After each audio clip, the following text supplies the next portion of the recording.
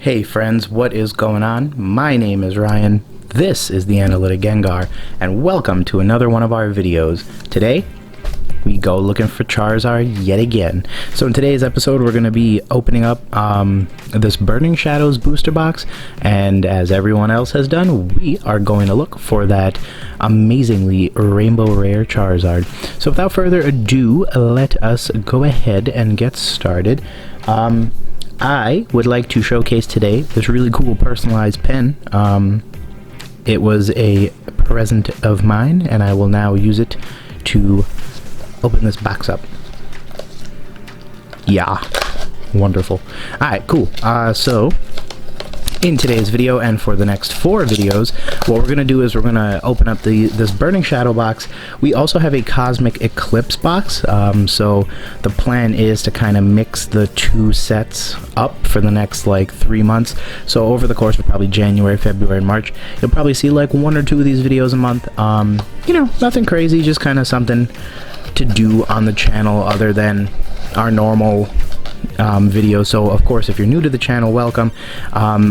My name is Ryan, and as usual, I'll kind of go through my normal spiel of saying that we do a whole bunch of stuff on this channel. We do some pretty cool stuff like pack openings, but more importantly, we also try to help educate the Pokemon card community by creating content that is meant to complement some of the bigger channels.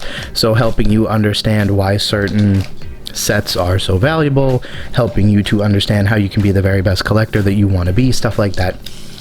So as we start off 2019, and this video I think is going to be in early 2019, I would like to say Happy New Year to all of our subscribers and all of our followers and all of our viewers. Thank you for joining today.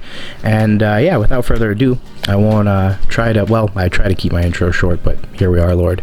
So without further ado, let us get started. So, Burning Shadows came out, I think, in 2017.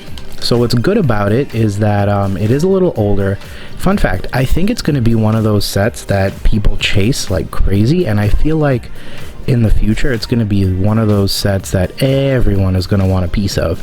So ironically enough, I do plan on also buying just a case of booster boxes and just kind of having them chilling in the back, with the sole singular intention of you know, them aging very well. So I think that is my plan. I don't know why I am grabbing 15 of these things all at once. That is a really nice holographic card, and our rare for the pack is a Simeon.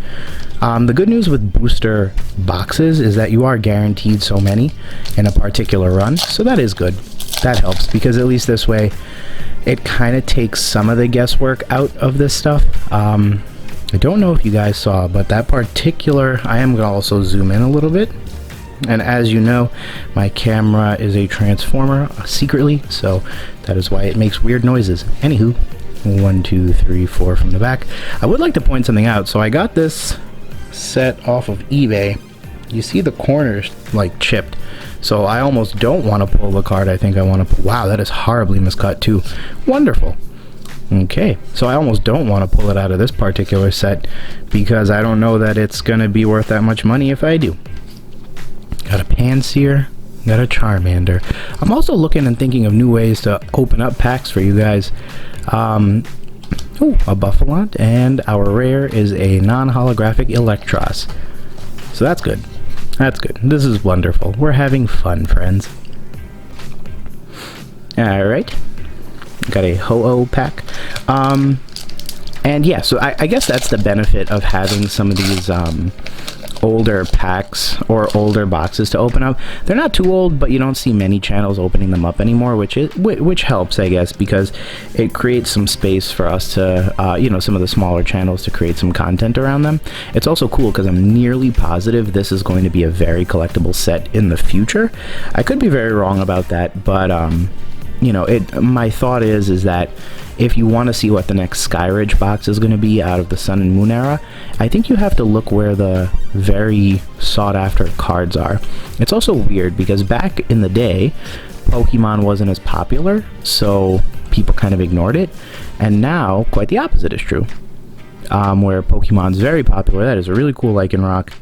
Get some of that hollow pattern in there for you. There you go. But what is actually funny is that because of how popular it is, I'm almost curious to know if another set is ever going to be as popular as, you know, what we once knew. So here's another white code card. There you go for the gang, the Gengar gang. 1, 2, 3, 4.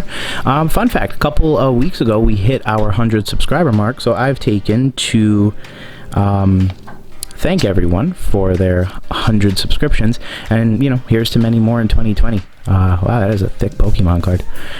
So here's the thing with these booster boxes. I try not to, but oftentimes I end up buying them off eBay. Between eBay bucks and a couple discounts here and there, you can get away with some good stuff. Ooh, Sophocles, very nice. Okay, so you see, when I see stuff like this, I'm almost always assured, like, oh hey, this is a legit box, because it doesn't make sense to have something like this. And the back of this card is miscut. The top of this card is a bit rough. Okay, so maybe not the best card for grading purposes, but hey, it's a pull nonetheless.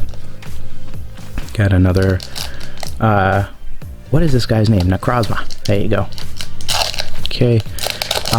But yeah, so just my theory on what's going to be the next Skyridge set. I don't know that there will be another Skyridge set, and I'll probably end up making a card vault video about this, where I kind of like at least brainstorm out loud and kick off the conversation, like, hey, what do you think the most valuable sets of the future will be?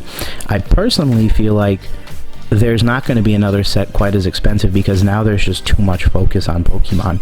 For example, the minute the Hidden Fates Shiny Vault Charizard sold, there was a news article about it, and it doesn't really matter how little or how much they try to downplay it or upplay it. The truth of the matter is that all eyes are on Pokemon now, because it is very popular and quote unquote it is kind of future proof. So for what it's worth, it's one of those situations where maybe, just maybe, the future doesn't have a lot of like highly sought after Sun and Moon sets, because honestly, you know, I do think there's going to be a market for vintage, quote-unquote vintage Pokemon cards when Sun and Moon is considered vintage.